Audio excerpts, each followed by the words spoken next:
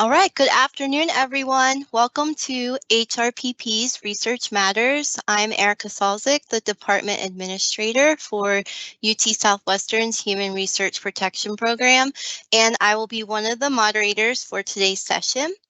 I'm going to go over some housekeeping items really quick. So as usual, if you have any questions for our presenters, please type them in the Q&A. One of the moderators will respond to you during the session, or if we have time, we will address it at the end of the presentations. This session is recorded and will be available immediately after the conclusion of the live session by clicking on the Microsoft Teams Live link in the Outlook email. We will send the slides and handouts out via the listserv, and you'll also be able to access upcoming Research Matters meeting links, slides, handouts, and previous recordings on HRPP's Research Matters website, which can be found under the Training and Resources page. We do provide a certificate of attendance for those who have logged in using a valid email address. If you do not receive one via email but should have, please send an email to hrpp@utsouthwestern.edu to request a certificate. And lastly, we love hearing from you. So we are interested to know what topics you would like us to cover during these sessions. How did our speakers do and how our office is doing? So please take a few minutes to complete the survey to provide your feedback. You may access the survey using your phone via the QR code on the screen or your computer by selecting the link, which I will drop the link for the survey in the Q&A in just a minute. Here's the agenda for today. So today we have some announcements from the IRB office, which will be covered by Mayad Bird. Then we will have a presentation from our Quality Assurance and Monitoring Office. Manali Thakur will provide an outline of SI monitoring services are offered to PIs who are IND/IDE holders. And then we will jump into our feature presentation on adding UT Southwestern affiliates to studies, which will be presented by Stephanie Francisco from the IRB office. She's going to discuss how to add or modify UT Southwestern affiliated sites using Velos and EIRB. And we will conclude with an open Q&A session. So I'm going to turn it over to Mayad. Good afternoon. Thank you, Erica. So I'd like to go over just a couple of updates for January 2024. Can you go to the next slide? Thank you. You can actually put all of the items on the screen. Thank you. So this is just a reminder about the clinical trial modification IRB holds. We talked about this in Research Matters in September of 2023, where we implemented clinical trial holds. So this is a situation where the IRB will approve modification, but will hold the study if a coverage analysis is in place. And this is to allow for the SPA team to review the coverage analysis to determine if any type of change needs to be made. So typically this will affect modification where you're changing procedures, performance sites, costs, study visits. It'll be those types of modifications. So again, with this process, once we, as the IRB approved the modification, our out-processing team will hold the mod, and SPA will be notified that the mod has been approved, and they will review the coverage analysis and make a determination about whether the coverage analysis needs to be updated. They'll reach out to you and let you know that a coverage analysis mod is necessary. Once the coverage analysis change has been approved, we will get notified, or if there are no changes required, we'll get also notified by SPA. The only exception to this process that we can follow as an IRB when we would not hold that modification is a situation where the modification is being made due to safety reasons. So maybe it's something that you need to implement right away. Again, we want you to communicate that to us in the modification, in the rationale, or in the summary of the change itself. We want to know that the change is being made for safety reasons, and that way we will release the modification instead of hold the mod. We will have internal communication with SPA, and you're still required from a SPA's perspective to submit a coverage analysis mod. So that is just a reminder. Next slide. I think sometime also in September, maybe October, we announced that we were going to help create a decision tree tool to help with learning when you should submit a reportable event, especially for those protocol deviations. So I wanted to let you know that that has since been uploaded to our website. There's a link to, or the QRC code linked to that particular website. Again, this is something, again, that you can use to help decide whether you submit the protocol deviation right away, whether you submit it as a reportable event, whether you submit it during continuing review, if this is a deviation that needs to be approved through an exception request, if it's an emergency violation, or it can just be submitted as a modification. So again, that tool is available on our website under the guidance section. Next slide. And then I wanted to also mention that we have a tip sheet that is available. So whenever you want to share materials with external entities, materials translates to data and/or specimen. So we have a tip sheet, and the tip sheet's called "I'd like to share data and/or materials with an external entity." This tip sheet will help provide you with information on how to fill out your eIRB application, because there's some specific information that we need to know from an IRB standpoint, such as who you're sharing the information with, how the information is being transferred. That information is important for the IRB to make a continued determination that privacy and confidentiality will be maintained. The guidance also talks about considerations on when participants need to be reconsented. Next slide. So this is just kind of a screen capture of some of the guidance information. There's also a link, a QRC code link to that particular guidance document. That's all from the IRB. I'll switch things over to Manali. Thank you.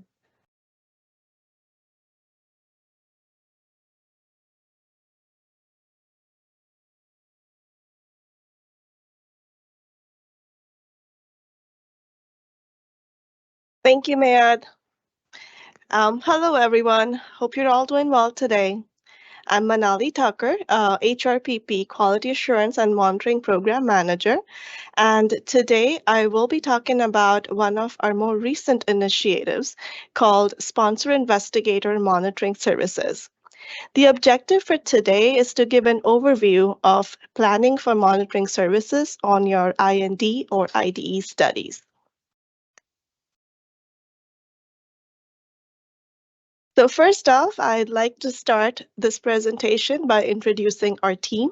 I'm certain many of you must have heard our names in emails or HRPP communications. I'd like to put a face to the name here to enhance more familiarity with our monitoring staff. So starting from the left, we have Kimberly Mapes, Director of Regulatory Support and Monitoring. Then there's me, Manali Tucker, HRPP Program Manager, Quality Assurance and Monitoring.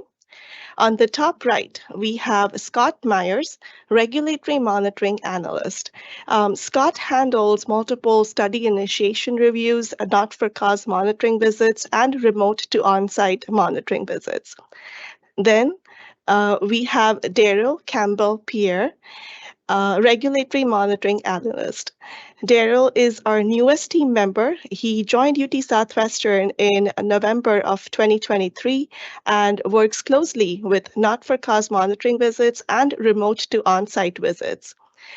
We have one vacant position for another regulatory monitoring analyst role, and I would encourage any interested applicants, or if there's someone you may know who would be interested, to apply for this position.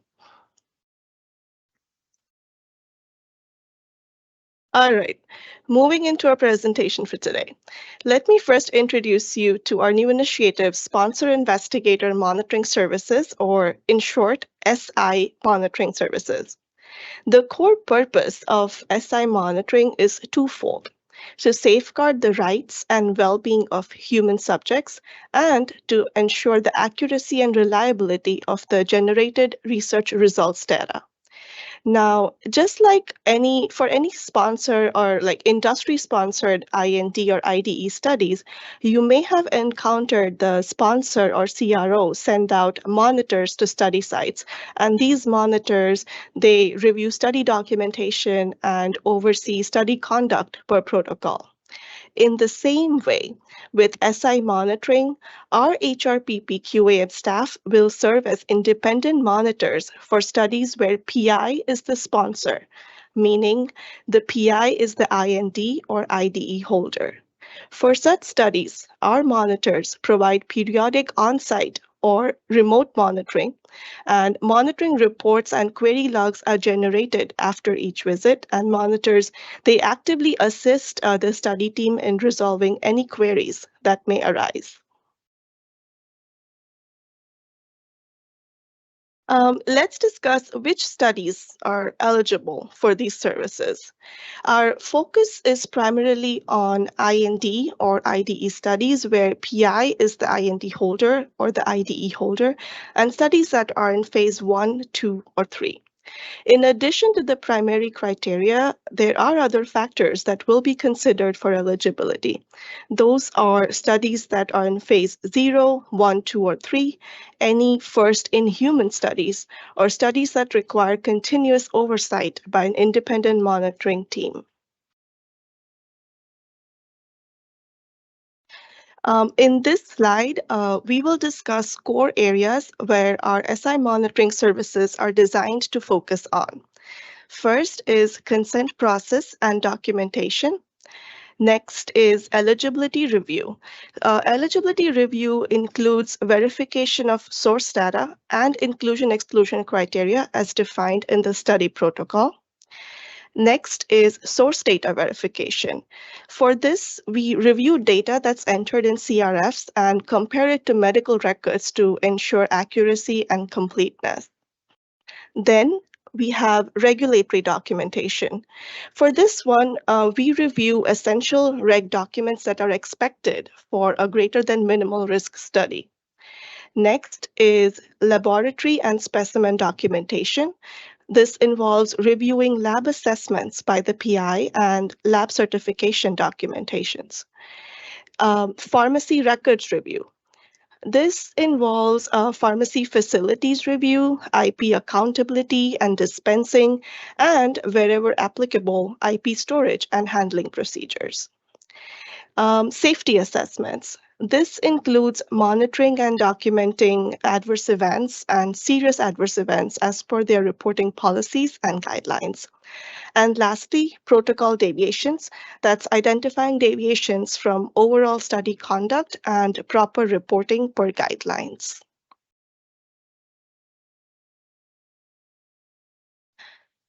In order to suit study needs, we do offer different types of monitoring visits.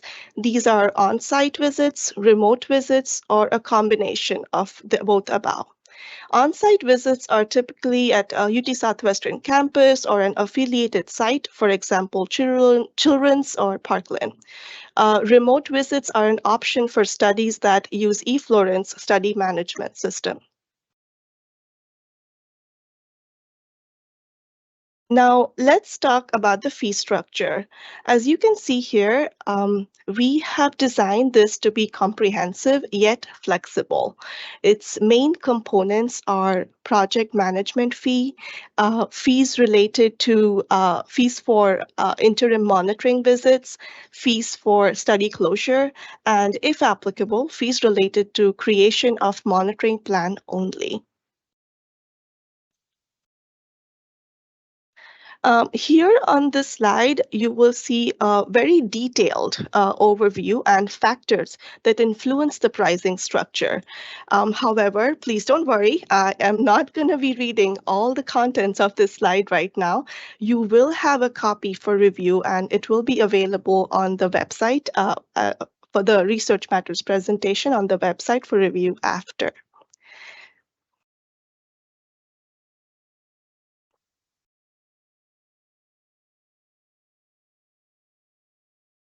I think I missed one slide over here.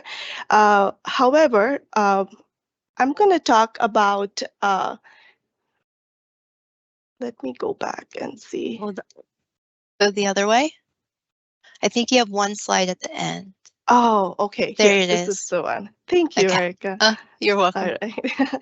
Okay, so this is for timing. Now, timing is effective for key monitoring.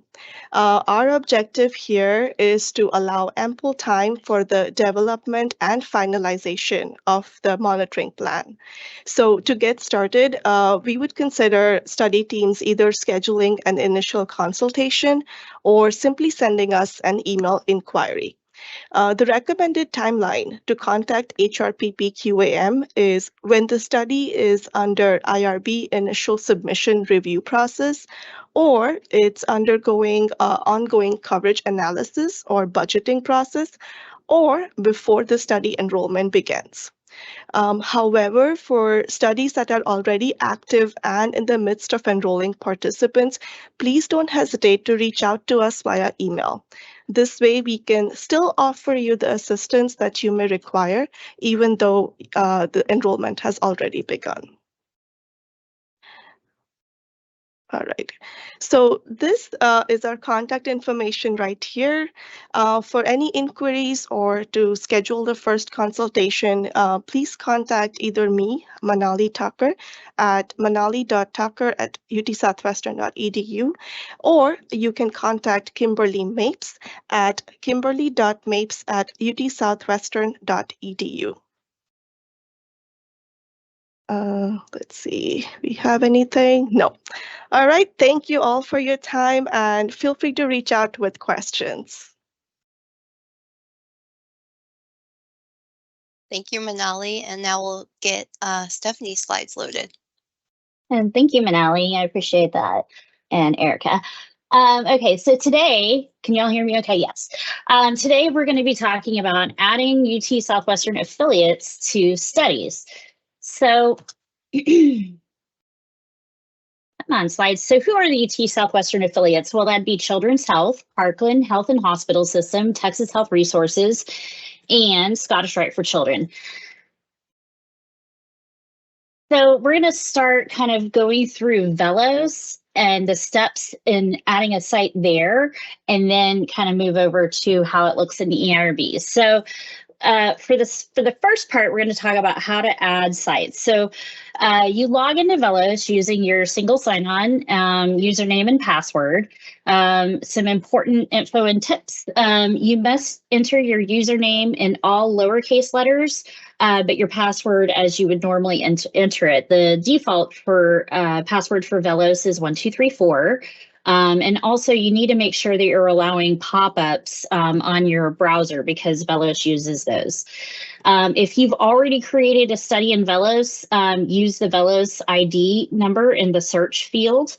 If you need to create a new study, use the drop-down menu option, select under Manage, and then select New. So for the purposes of this presentation, we're not going to discuss how to set up a new study in Velos.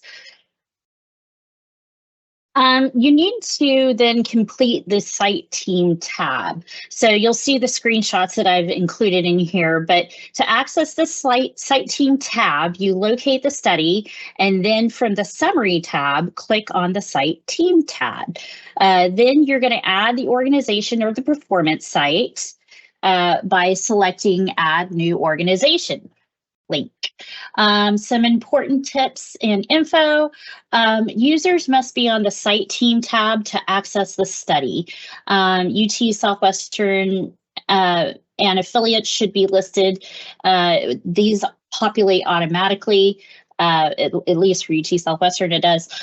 Performance sites listed in EIRB question 5.1 will populate on the Site Team tab when IRB approval is received. Children in Parkland must be listed to interface with their respective Epic systems. And you will need to manually add performance sites if the study is cancer related. So Simmons Comprehensive Cancer Center must be added. And performance site is external and it will not be populated from EIRB. So I'm going to show you a little bit more about that as we go along. So adding an organization or performance site, the second step, you need to select what organization you're adding from the drop-down list. And then you will need to complete this performance site approval forms for each applicable site. So, for example, if you're enrolling subjects at UT Southwestern Parkland and Children's, you will need to request performance site approval from all sites using 3 different forms. Please note that performance site review forms must be completed and approved before any research-related activities can begin at each site. So the first step is you need to click on the Forms tab in Velos.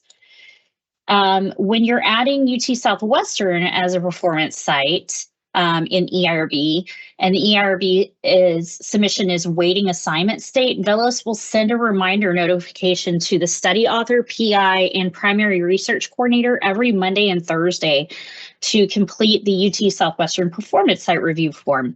The email reminder will stop once the UT Southwestern performance site status is set to complete. So then from there, you will select the UT Southwestern Performance Site Review form in the form name field and click on the Go button.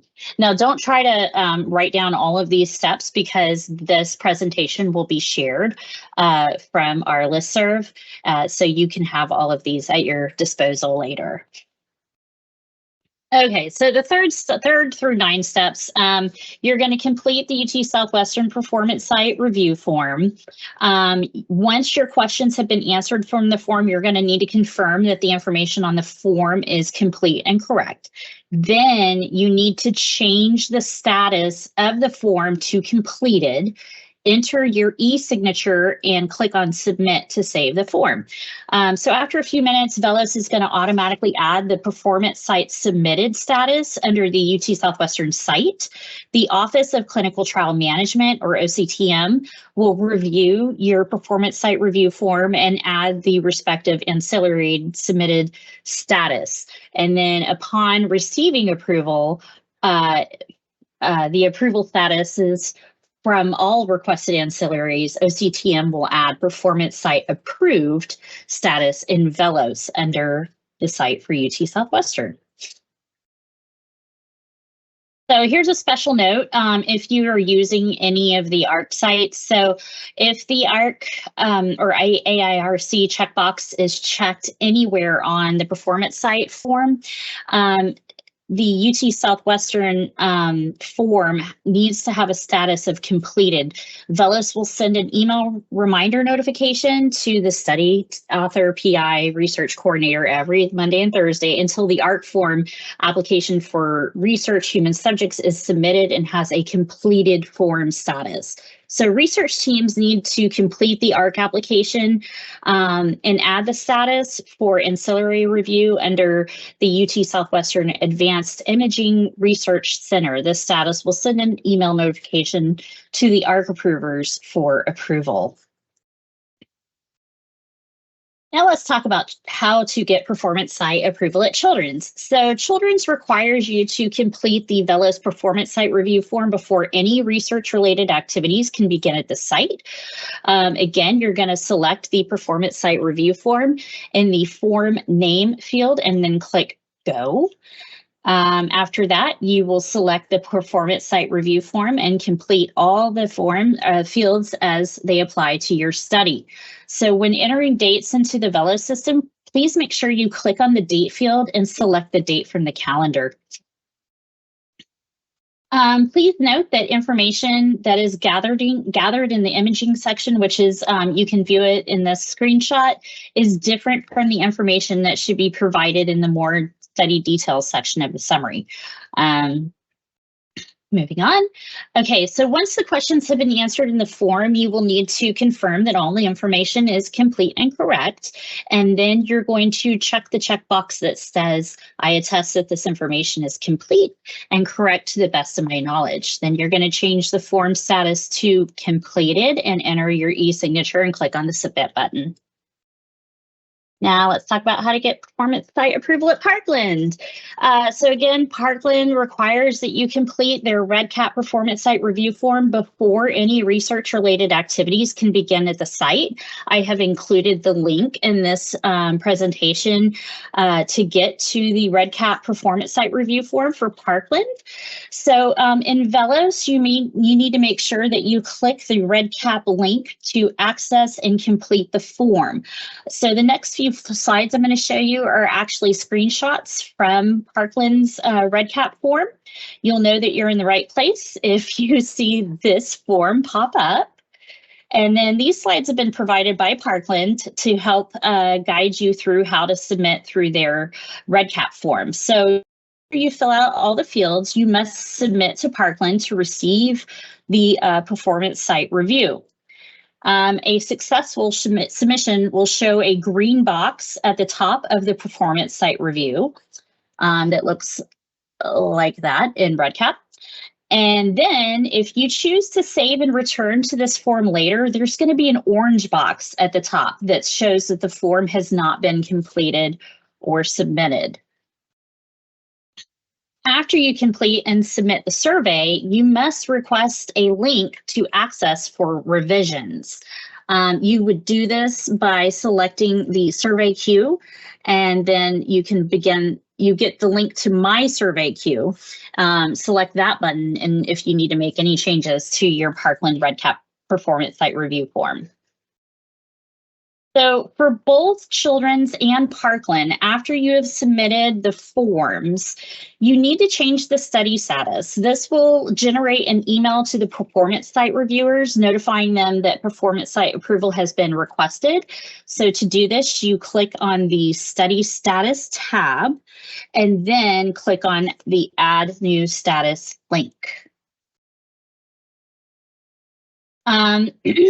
Then you're going to need to complete the following fields. Under organization, you need to select performance site, and for Children's or Parkland, please do not ever select UT Southwestern Medical Center and affiliates. The status type should say performance site. The status should say performance site submitted. And then under the status valid form, enter the current date. So please remember to add the performance site submitted study status for each performance site. And I'm going to show you an example of what this screen would look like on the next slide. So here you can see the organization that has been selected as Parkland Health and Hospital System. It's a performance site. The performance site review form has been submitted, and then this person, they put their name in there, and then they put the study valid from is the date when you're submitting it. If you do not see your performance site listed when selecting the performance site from the drop-down list, verify that the performance site is listed on the study in EIRB. All right, so after you've done all those steps, e-signature and submit, the request for the performance site has now been submitted. A system will generate an email sent to the performance site approver, notifying them of the request. Once the performance site approver receives the requested notification, they will add the status of performance site received, pending review, or performance site application form incomplete. A system-generated email will be sent to the PI, the research coordinator, and study author, notifying them that the request is pending review by the performance site approver, or that it's been returned due to insufficient information. So if the form is incomplete, the study team will edit the form and then notify the performance site approver outside of Velos that the form has been edited and is ready for review. Once all that is taken care of, the performance site reviewer will review the request and then add the status of performance site approved once approved, or performance site disapproved if not approved. These statuses will also generate an email notification to the PI, research coordinator, and study author. All right, so a special note about Parkland and their EPIC system. In order for the study to come to the Parkland Velos, you need to make sure you do the following. Go to the study summary tab in the Velos system, in the UT Southwestern Velos system.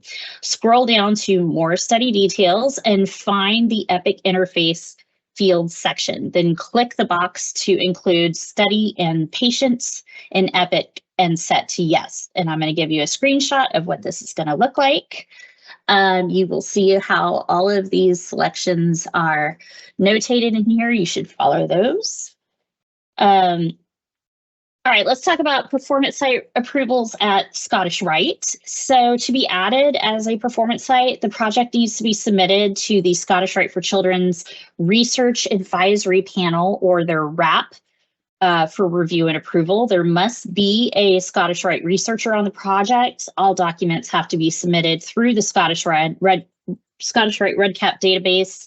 Unfortunately, they told me that their REDCap database is not a publicly available link, which is why it's not included in this system. So you need to contact Courtney Hartman, who's the RAP administrator, if you need any access or assistance. And I've included her contact information here. Courtney is the CRU approver for, and it says for the UT Southwestern IRB. I'm not sure. This is the information she sent me, but I think maybe it should have been for the Scottish Rite IRB approver, CRU approver. A new study will not be approved with Scottish Rite as a performance site until the RAP has been approved.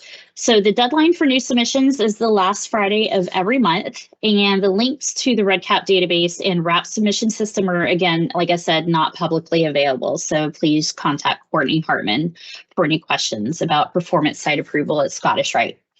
Okay, let's talk about Texas Health Resources. So to add a performance site for THR,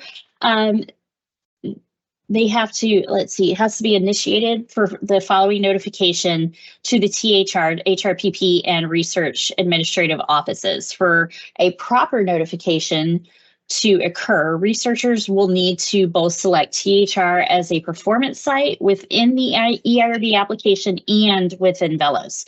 So typically, notification to THR will occur in one of the following methods: through the submission of a new study application through EIRB, which lists THR as performance site, submission of a modification adding THR as performance site, or through direct contact by the researchers to the THR, HRPP, or research offices. So you need to complete the entity review form and study questionnaire for THR performance site approval. Submission of this entity reviewer form to include local approval of the research by applicable THR facilities. I have added their REDCap link there to their entity reviewer form, and also the study questionnaire REDCap link as well. Now, I just want to do a full stop here.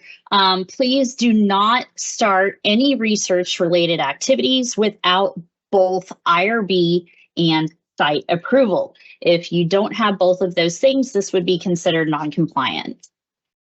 So now let's talk about adding or modifying performance sites in EIRB, which is a lot easier than through Velos.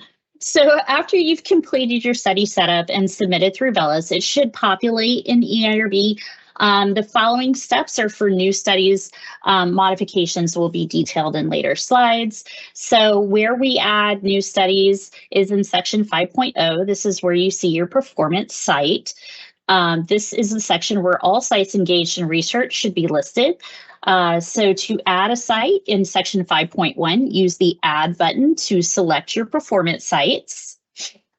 And then when you select the add button, you're going to get a pop-up that will appear and allow you to select each study location. So if you're adding multiple sites, for example, Parkland and Children's, you will need to repeat this step for each site. Also make sure that under the site activities that you check those boxes for each activity that will be performed at each site. So if you're adding a site through modification, section 1.1 of the modification smart form is where changes to performance sites may be made. Section 11 will then pop up in the modification smart form and will look something like this. If you need to add a new site, click add to add a new site. If you need to update or remove or modify activities at an existing site, you would select update next to the site that you're trying to change. Section 11.1 of the Mod Smart form will pop up when adding a new site, as I said earlier. When you're adding a new site, this form will be identical to the form that you see in Section 5.1. So when making a modification or removing a site, use the update button. This form will appear in the modification smart form, and it asks, what do you want to do at this site? And you have to say, I don't want to make any changes, I need to change activities, or I want to remove the site. And then 11.2 will show the performance site that is being updated. So continuing with making changes to existing sites, if you need to change activities, locations, and or remove procedures, you will be presented with the screen that I have shown below. Please note the option of I want to remove this site from my application. It does just that. It removes the site. So things to know, changes made to sites in the modification smart form automatically update the parent smart form. All right, and then so what happens to the sites listed in Velos when making a change to EIRB? Well, Velos is automatically updated when sites are removed from EIRB. If you were adding a site to EIRB, you will still need to complete all the steps for adding a site and requesting performance site approval in Velos. And with that, here are a little bit of the references I used to create this presentation. Also, I really want to thank the research offices at Parkland, Scottish Rite, and THR for sharing their performance site approval slides and their processes so I could make this presentation. And with that, do you guys have any questions? Okay, thank you. Yeah, so I do want to make one little correction. So we were informed that Children's Health is no longer using Velos, but they're using a REDCap form, very similar to what Parkland's using. And so we have posted that link to their application in the Q&A. I'm going to pause. I don't see any other questions at the moment, so I'm going to pause and give you guys some time to type up your questions. I do know that was a lot of information, and I'll be right back.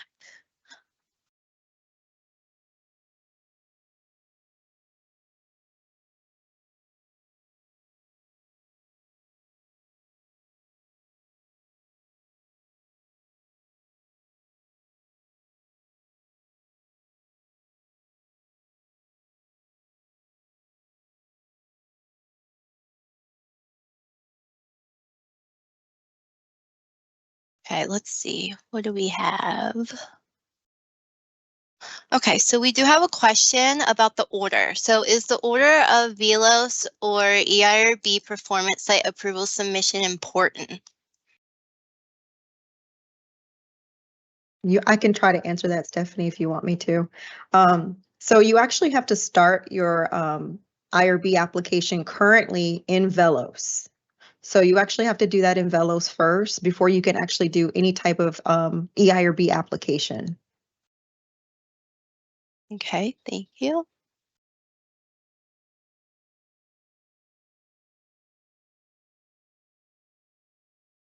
Okay, it looks like I'm just getting some additional clarification on how Children's is handling. So the form is going to be housed in REDCap, but you'll still need to submit the status request in Velos. And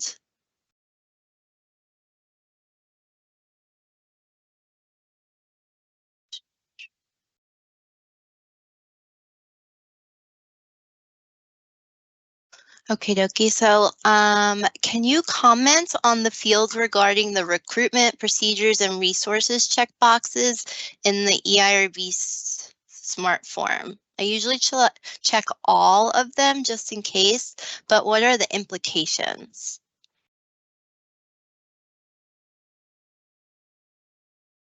Matt or Stephanie? I'm so sorry. I was typing and not Oh. listening to it. I'm so sorry. I can think help. there- You said something about recruitment. Yeah, I think there's some checkboxes on recruitment procedures and resources in the EIRB Smart Form, and this person typically checks all of them just in case. So they're just Mhm. wondering what the implications are by doing that.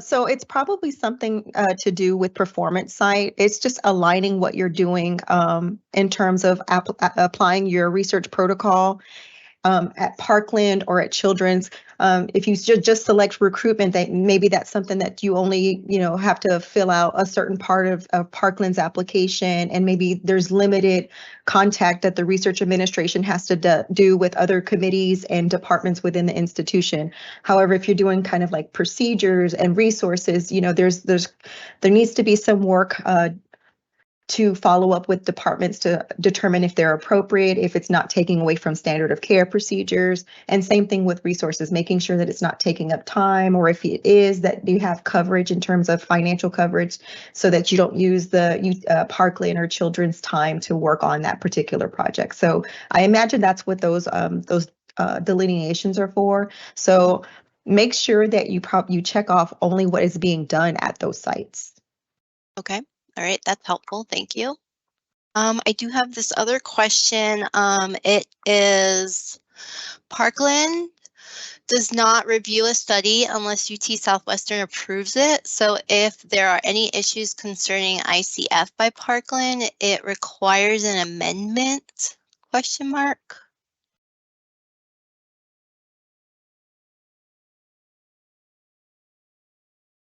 So I can answer this one. That's actually true. If Parkland, if the IRB, UT Southwestern, which is the reviewing IRB for also Parkland, if we approve a study and we approve the consent form as it is, and then it goes to the research office for Performance Site review and approval at Parkland, they may ask for amendments to your consent document. And the reason why this is Parkland and all the other research offices for THR, Children's, Scottish Rite, etc., all of them are looking at your submission really for institutional policies to make sure that everything aligns with their policy. IRB review is looking at the regulations surrounding research and making sure that all studies apply within our review criteria for approval.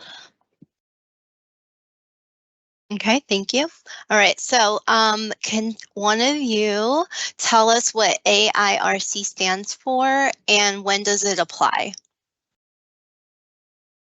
So the AIRC is the Advanced Imaging Research Center, and you would select this if you are using their facility for imaging purposes for studies.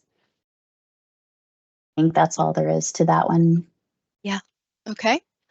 All right, so we got a scenario here. So I'm updating an approved study to add a Performance Site. Thank you.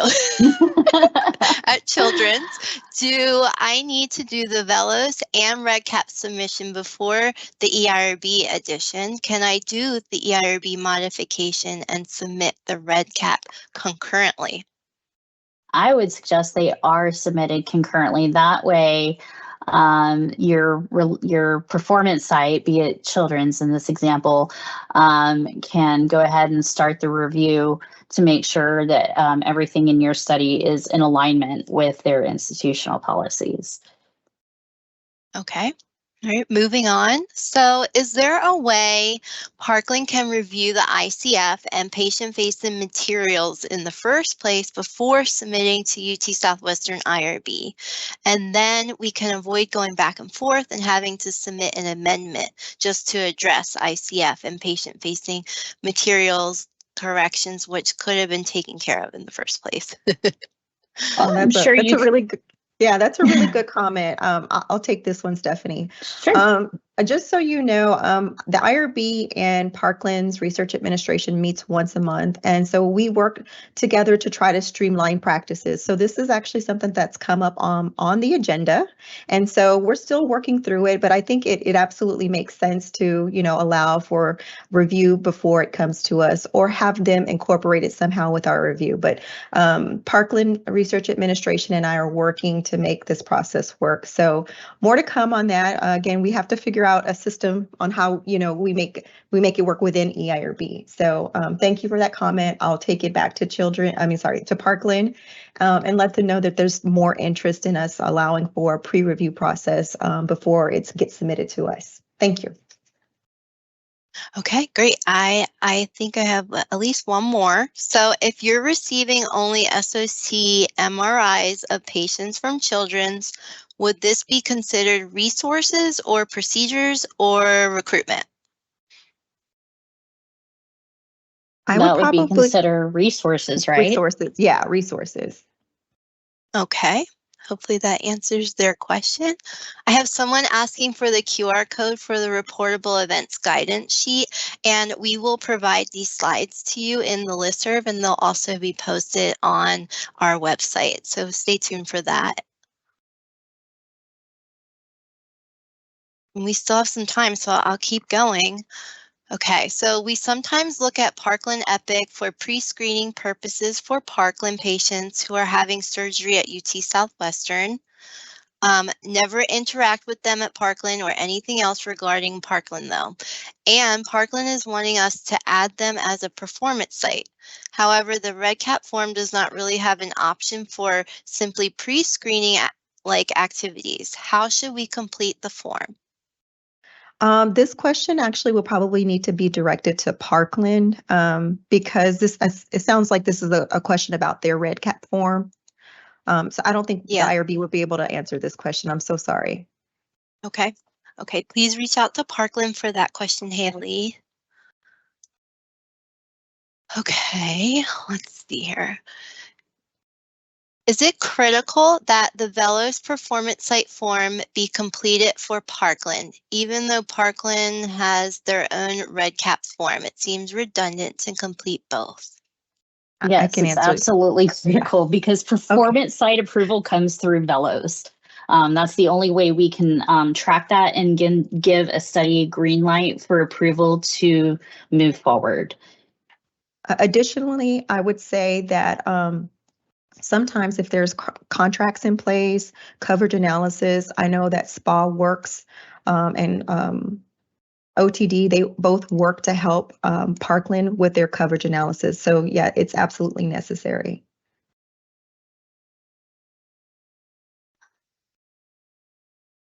Okay.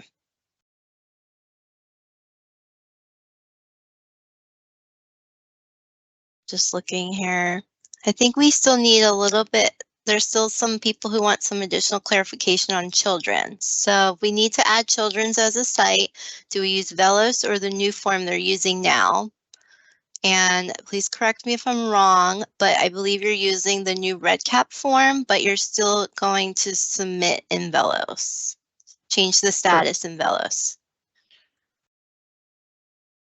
Yes, that's correct. You have to do it in both places. So the different REDCap forms that were discussed in this presentation, and my apologies for not knowing about the Children's REDCap form,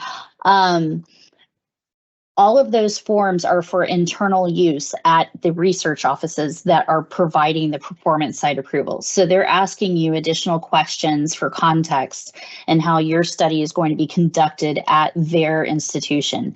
So again, Velos is needed for internal purposes at UT Southwestern. So our sponsored programs administration can keep up with your budgeting requirements, and then so our office can know that all performance site approvals have been obtained because those will be updated in Velos. And then our office can issue the green light approval for your study to start. Okay. Okay, so that is all the questions I have for now, and so I'm going to wrap this up. I'm going to thank our presenters, Manali, Stephanie and Mayed, thank you so much for attending today's session. Our next Research Matters session is scheduled February 20th. So have a great rest of your week.